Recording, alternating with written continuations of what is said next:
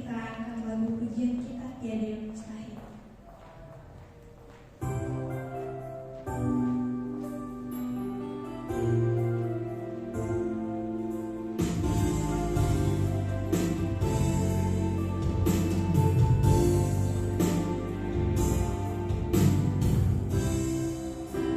Kau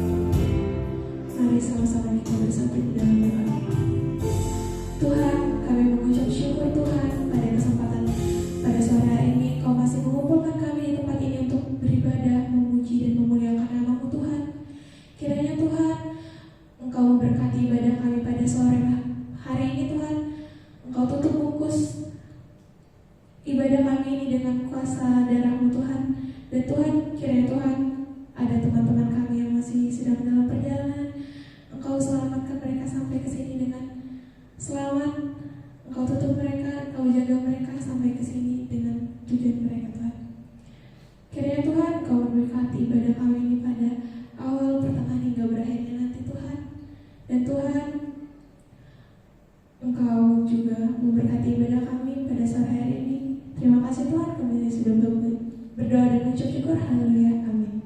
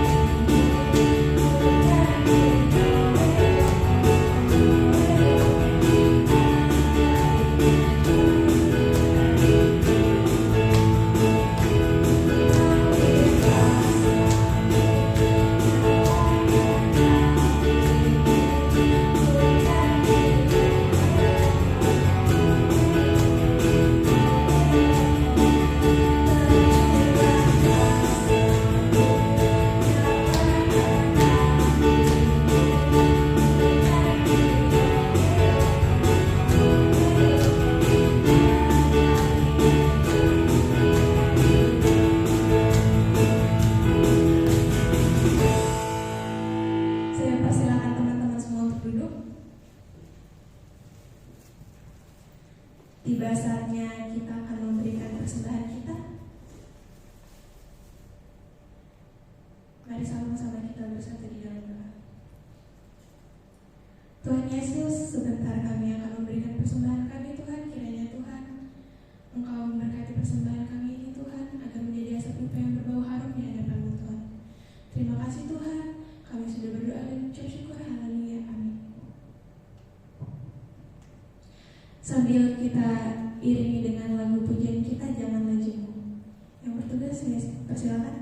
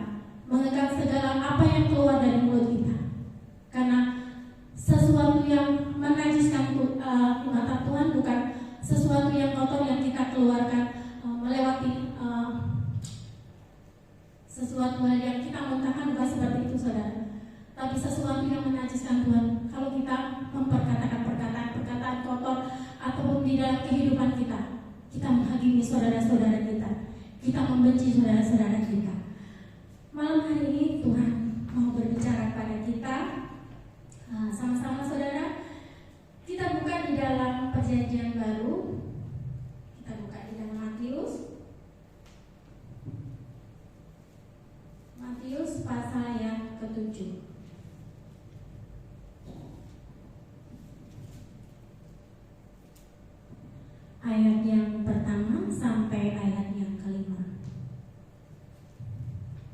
Judul berikutnya adalah hal menghakimi.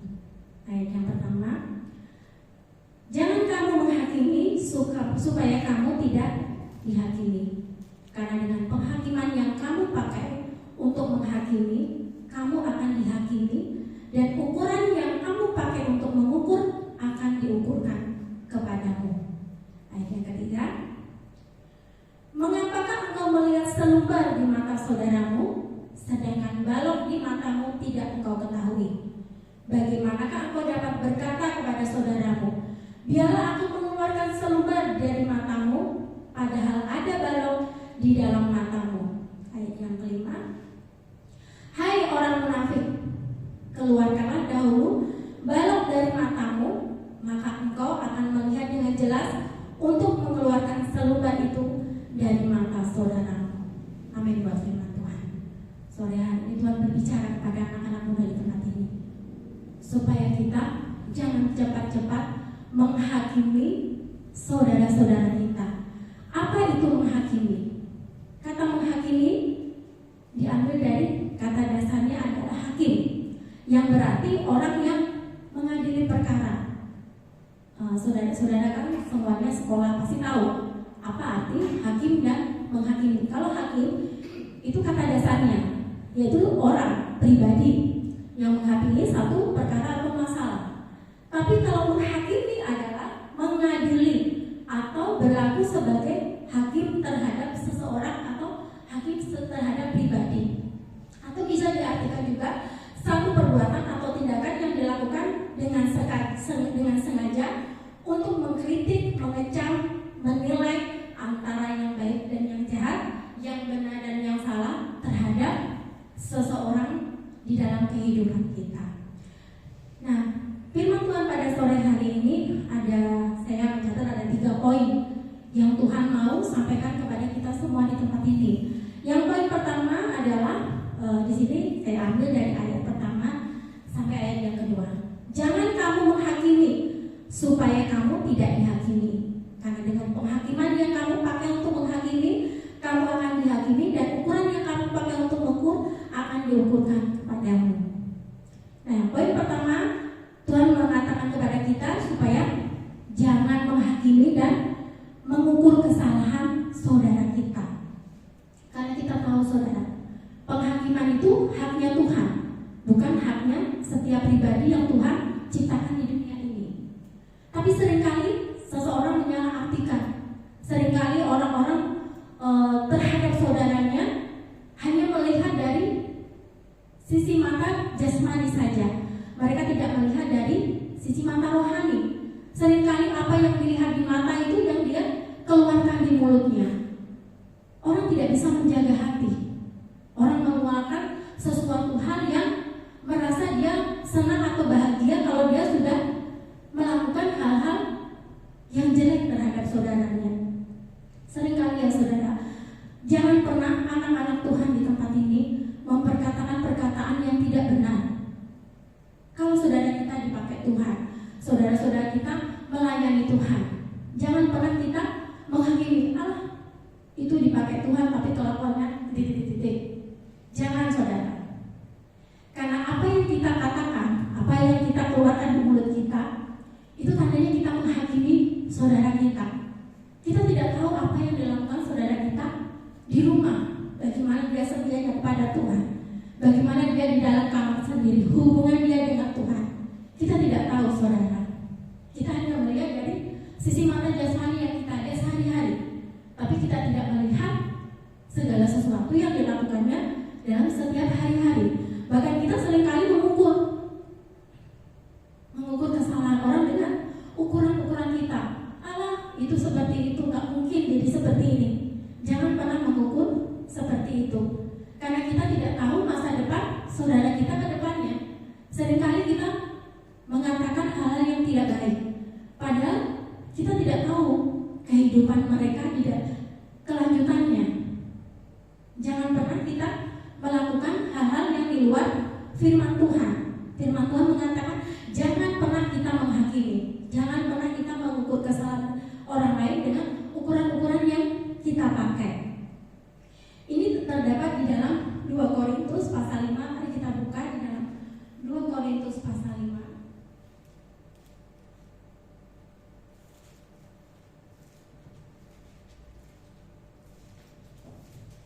Ayat yang ke-10, saudara.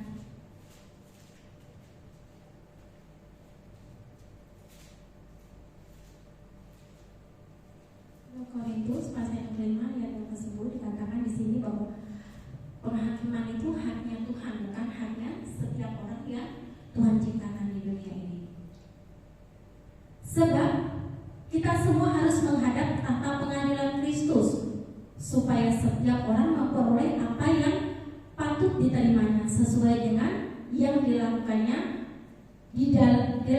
dalam hidupnya ini, baik ataupun jahat. Nah, setiap orang suatu saat nanti pasti akan menghadap tahta pengadilan Kristus. Tuhan yang mengadili segala perbuatan baik kita, segala perbuatan kita. Bukan manusia yang mengadili atau manusia yang menghakimi kita. Terus saudara, di dalam kehidupan kita harus terus berbuatlah baik. Jangan pernah kita melakukan yang jahat ataupun membuat saudara-saudara kita tersinggung, ataupun kita membuat saudara-saudara kita memiliki satu amarah terhadap kita karena perkataan-perkataan kita yang tidak benar terhadap mereka. Di sini Tuhan mengatakan ya saudara, di Matius, kembali ke Matius tadi ayat yang ke-7 pasal yang ke-12. Judul berikutnya adalah jalan yang benar. Segala sesuatu yang kamu kehendaki supaya orang perbuat kepadamu, perbuatlah demikian juga kepada mereka. Itulah isi seluruh hukum Taurat dan kitab para nabi. Nah, Tuhan mengajarkan kepada kita semua. Tuhan menginginkan anak-anak Tuhan di tempat ini supaya kita berbuat baik kepada sesama kita, kepada sesama saudara-saudara seiman ataupun saudara-saudara yang di luar iman kekristenan kita. Karena demikian, apa yang kita buat pasti akan dibalaskan dengan apa yang telah kita lakukan bagi saudara-saudara kita. Terus poin yang kedua, tadi yang poin yang pertama, supaya kita jangan menghakimi dan mengukur kesalahan orang lain. Yang kedua adalah jangan suka melihat kesalahan orang lain. Seringkali kalau orang-orang tuh julid ya saudara, kalau melihat kesalahan-kesalahan orang lain. Bahkan orang pasti kepo, pengen tahu apa sih yang menimpa orang itu, apa sih yang dialami orang itu, kepo-kepo gitu. Padahal anak-anak Tuhan diajarkan Tuhan supaya kita saling mengasihi.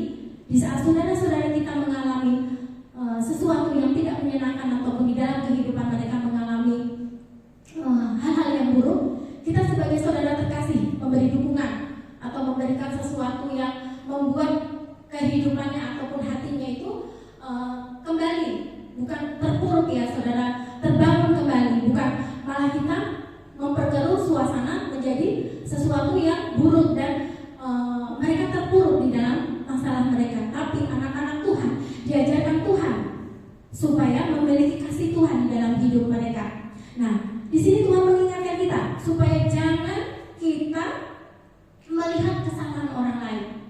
Jangan kita terfokus dengan kesalahan orang lain. Kita senang orang lain itu mengalami satu masalah ataupun mereka mendapatkan satu kehidupan yang tidak menyenangkan. Tapi kita belajar supaya kita memperkatakan perkataan yang penuh kasih. Kita memperkatakan perkataan yang membangun. Kita memperkatakan perkataan yang membuat saudara kita semakin di dalam masalahnya bukan semakin terpuruk, tapi mereka kembali terbangun iman percayanya kepada Tuhan. Mari kita buka di dalam Efesus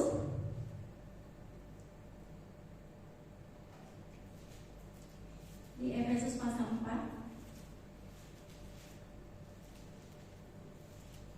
Efesus pasal 4 ayat yang ke-29. Sini dikatakan, janganlah ada perkataan kotor keluar dari mulutmu, tetapi pakailah perkataan yang baik untuk membangun di mana perlu, supaya mereka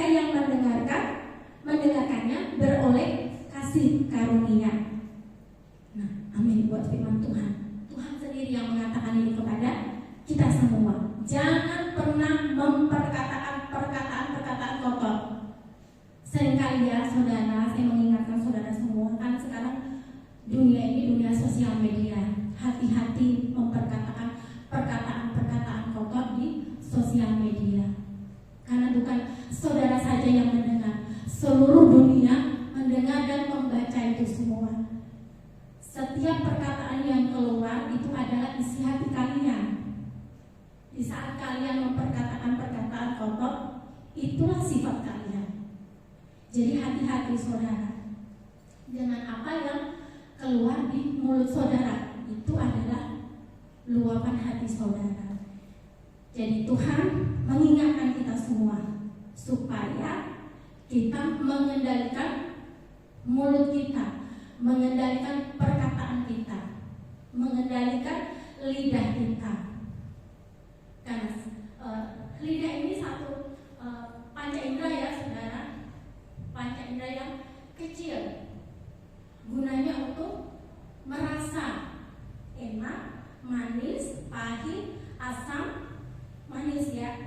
Begitu juga lidah untuk perkataan, bisa memperkatakan kata-kata manis, bisa memperkatakan perkataan-perkataan kotor, bisa memperkatakan perkataan-perkataan yang tawar, bisa juga memperkatakan perkataan-perkataan yang tidak senonoh ya saudara.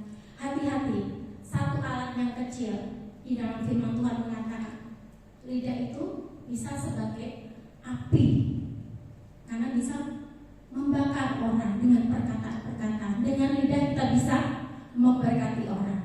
Dengan lidah kita juga kita bisa mengutuki orang. Jadi hati-hati saudara, karena firman Tuhan mengatakan kepada kita semua, hati-hati dengan segala sikap perbuatan kita. Bahkan kita belajar kepada Tuhan supaya kita dipasang tali kekang. Tahu saudara tali kekang? Tahu saudara, sapi kalau dipakaikan tali kekang di hidungnya, gunanya untuk apa? Supaya kalau kita sebagai pengendali sapi itu tidak berjalan ke kiri ataupun ke kanan. Dia lurus seperti apa yang dikehendaki orang yang mengekangnya. Begitu juga firman Tuhan. Firman Tuhan ini adalah tali kekang di dalam kehidupan anak-anak Tuhan. Walaupun firman Tuhan ini kita mendengarnya terkadang hanya di hari Minggu ataupun waktu kita ibadah-ibadah yang lain. Tapi firman Tuhan ini tidak akan pernah hilang dan terlupakan. Firman Tuhan itu akan ada di dalam loh-loh hati manusia. Siapa yang mendengar, baiklah dia memperhatikan perkataan-perkataan Tuhan. Jangan masuk di telinga kiri, keluar telinga kanan. Tapi belajar firman Tuhan itu adalah satu perkataan Tuhan yang luar biasa. Firman Tuhan bukan hanya satu buku, tapi firman Tuhan ini adalah satu kuasa. Kita percaya dengan firman Tuhan, kita mempercayakan diri kita dengan firman Tuhan, maka masa depan kita akan luar biasa. Sebelum kita melihat kesalahan-kesalahan orang lain, kita menguji diri kita sendiri.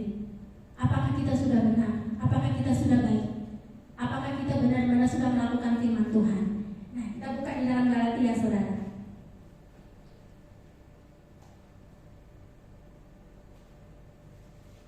Di Galatia 6 ayat 4 sampai ayatnya ke-5.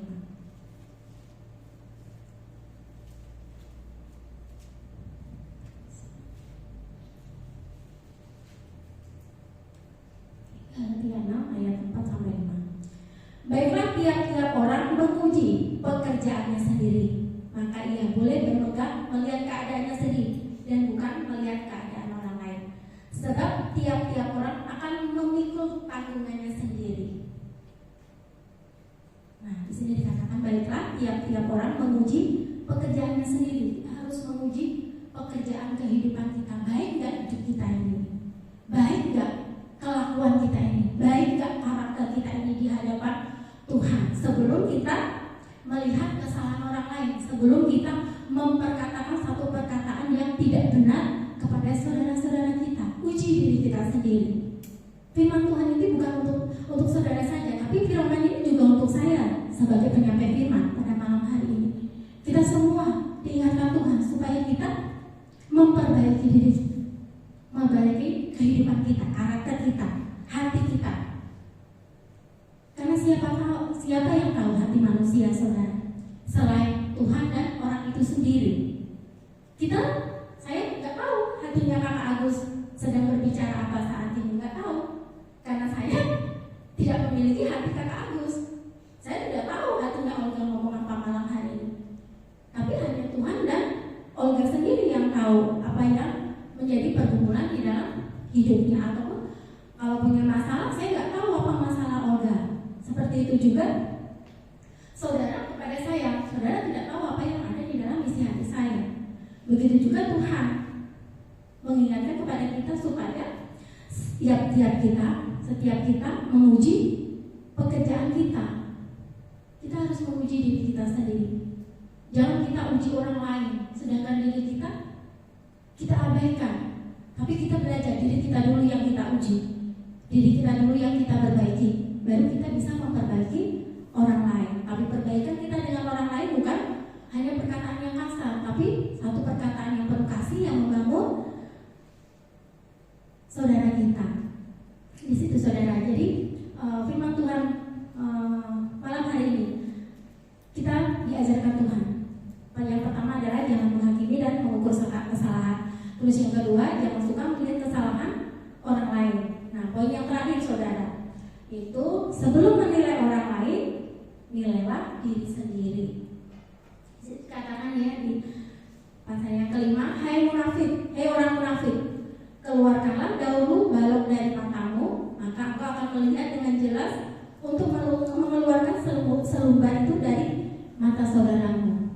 Nah, di sini dikatakan jangan kita menjadi sok pahlawan. Kita mencari-cari kesalahan teman kita, padahal kesalahan kita lebih dari orang itu sendiri. Di sini kan dikatakan, hai orang munafik, keluarkanlah dahulu balok dari matamu. Kesalahan kamu itu lebih besar daripada kesalahan saudaramu. Tapi di sini di firman Tuhan dikatakan, maka engkau akan melihat dengan jelas untuk mengeluarkan selumbar dari mata saudaramu. Jangan pernah kita menilai orang lain dengan penilaian kita. Padahal kita sendiri aja banyak kesalahan. Kita sendiri juga banyak perbuatan-perbuatan yang kita buat yang tidak berkenan di hadapan Tuhan. Jadi bagaimana supaya kita memiliki kehidupan yang menguji diri kita, ataupun kita sebelum menilai orang lain, kita nilai diri kita sendiri. Kita harus minta pimpinan Tuhan untuk menyelidiki hati kita. Kita minta Tuhan bekerja di dalam hidup kita. Kita minta kuasa Roh Tuhan, Roh Kudus yang Tuhan janjikan kepada kita untuk menuntun kita supaya kita tahu di mana sih kesalahan kita, di mana sih yang tidak benar di dalam hidup kita. Mari kita buka di dalam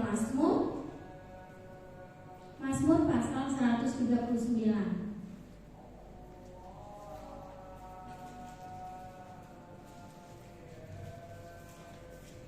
Ayat yang ke-23 sampai ayat yang ke-24.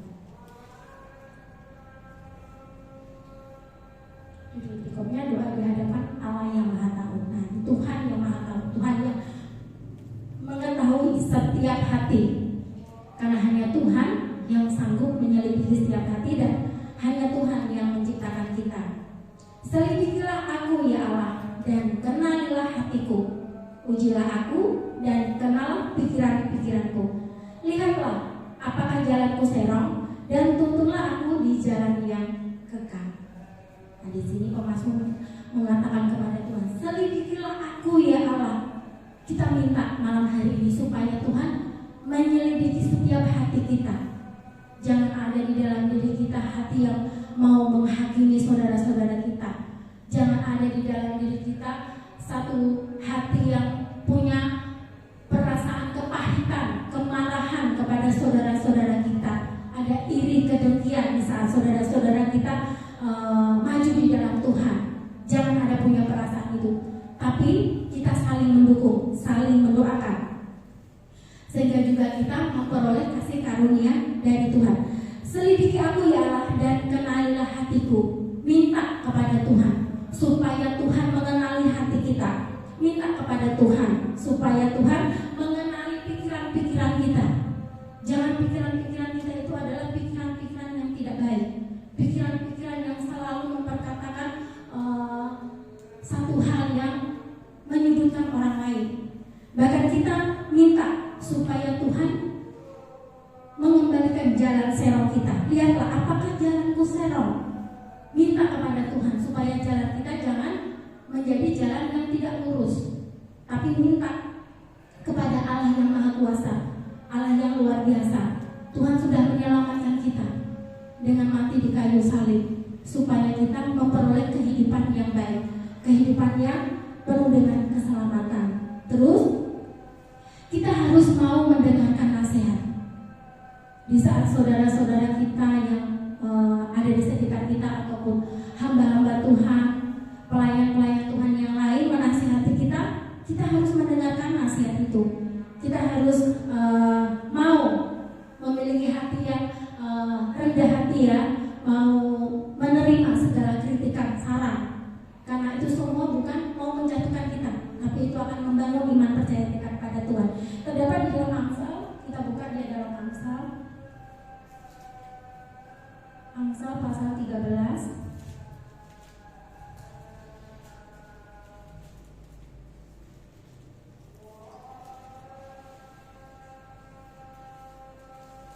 Ayat yang ke-10.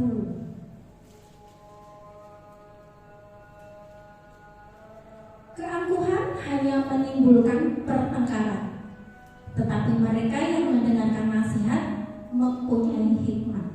Nah, di sini Tuhan terus mengingatkan kepada kita semua, keangkuhan hanya menimbulkan pertengkaran.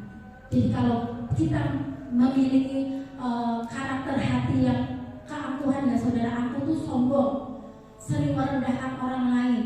Apa yang diperbuat orang lain itu semuanya itu tidak benar, hanya dia yang benar, hanya dia yang baik.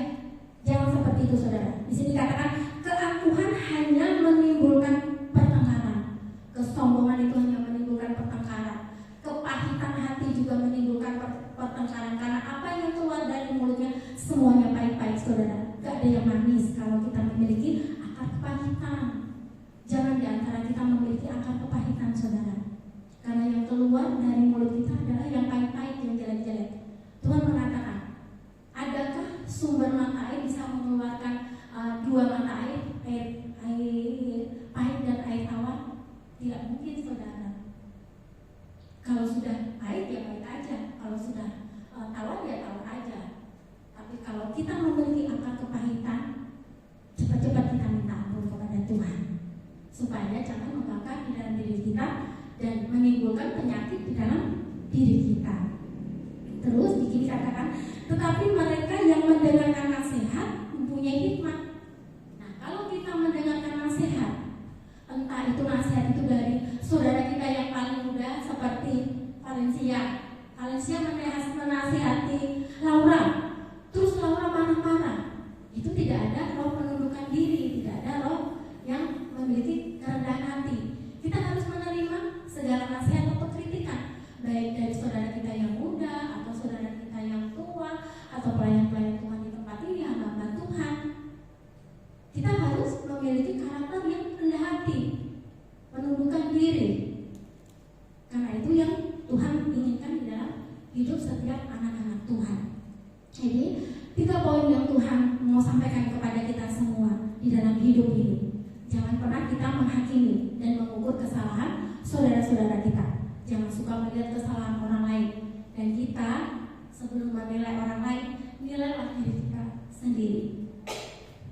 Jadi firman Tuhan pada sore hari ini, Tuhan mengingatkan kepada kita supaya kita tidak boleh cepat-cepat menghakimi, berburuk sangka, tetapi kita boleh menilai sesama kita dengan kasih. Jangan menilai sesama kita dengan amarah saudara, tapi dengan kasih Tuhan, dengan kasih agape ya saudara. Kita mau mengkritik orang lain, kita mau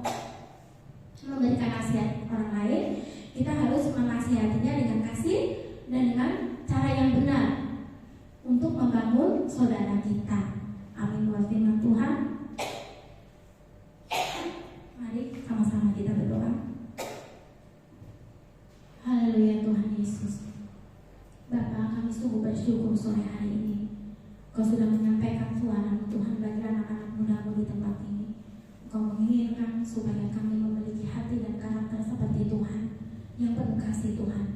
Kami tidak menghakimi saudara-saudara kami dengan kami hanya melihat perlakuan mereka di mata jasmani kami Tuhan. Tapi kami mau belajar seperti hati Tuhan yang memberikan kasih yang terbaik bagi saudara-saudara kami Tuhan. Bahkan kami mau Tuhan untuk menerima nasihat-nasihat kepada saudara-saudara kami yang Bapa. Ajar kami Tuhan, ajar anak-anak muda-Mu di tempat ini untuk selalu setia dan taat kepada Tuhan. Bahkan Kau tuntun mereka semua Tuhan di jalan kebenaran firman-Mu Tuhan. Terima kasih Tuhan, Kau terus menjaga anak-anak muda di tempat ini Tuhan.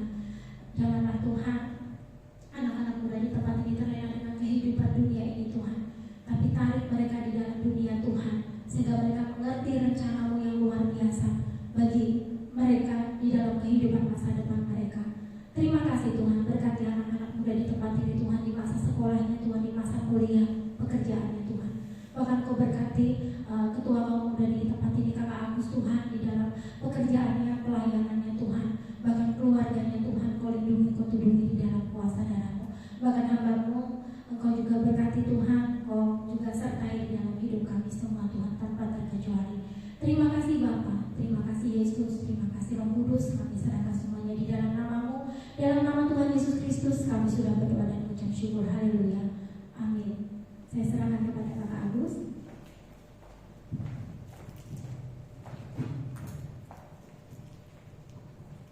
Ya, baik, puji nama Tuhan.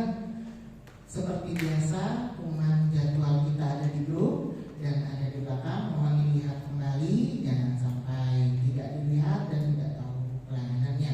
Kemudian iuran bisa sama Kakak Maria, iuran seragam 20.000 per bulan. Ya, demikian pengumuman saya pada malam hari ini. Mari kita sama-sama berdiri. Kita mau akhiri ibadah kita pada malam hari ini. Mari kita bersatu di dalam doa. Segala puji dan syukur kami naikkan di hadapan-Mu Bapa. Engkau sangat mengasihi kami sehingga Engkau mempertemukan kami dalam ibadah yang indah pada sore menjelang malam hari ini. Kami sudah memuji dan memuliakan nama-Mu dan kami sudah mendengarkan firman-Mu.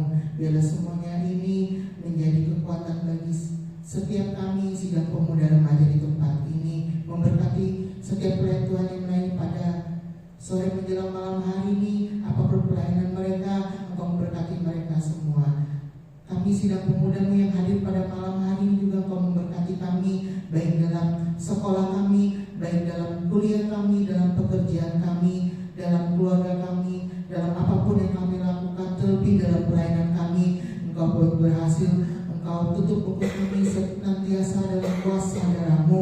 Engkau memberkati setiap apa yang kami lakukan.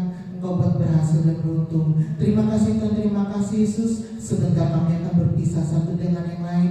Kami percaya dan kami yakin Engkau bersama-sama kami. Engkau melindungi, menjagai kami hingga tempat tujuan kami dengan selamat tanpa kekurangan suatu apapun. Terima kasih Tuhan, terima kasih Yesus. Kami akhiri ibadah kami pada malam hari ini hanya di dalam nama Tuhan Yesus Kristus, Allah dan Juru Selamat kami. Haleluya, amin. Selamat pulang, selamat malam minggu. Tuhan Yesus memberkati.